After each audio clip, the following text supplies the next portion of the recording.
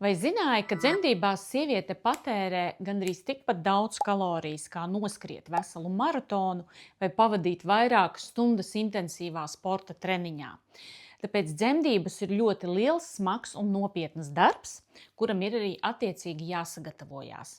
Numur viens tā ir emocionāla sagatavošanās. Tāpēc ir svarīgi, ka tu izvēlies vietu, kur tu stājies uzskaitē, kas tevi atbalsta, saprot arī tavas izvēles. Ir svarīgi uzturēt labas attiecības ar savu ģimeni, ņemt vīru līdzi arī uz grūtniecības aprūpes vizītēm, jo šī emocionālā sagatavošanās ir ļoti, ļoti svarīga. Reizēm sievietes baidās no dzemdībām, un arī tāpēc tam vajag sagatavoties. Tāpat grūtniecības laikā ir svarīgi sagatavoties arī fiziski.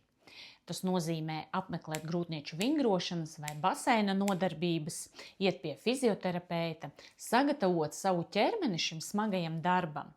Zināt elpošanas vingrojumus, kādus pielietot dzemdībās, apgūt iespējamās dzemdību pozas, varbūt veikt starpenes masāžu, varbūt ir vēl kādas lietas, kas ir tieši tev vajadzīgas un nepieciešams, lai sagatavotos savām dzemdībām. Un katrai no jums ir vajadzīgs kaut kas cits, kādai varbūt vairāk ir vajadzīga šī emocionālā sagatavošanās, kādai fiziskā, kādai vienkārši jāsaņem šī pilnvērtīgā medicīniskā aprūpe.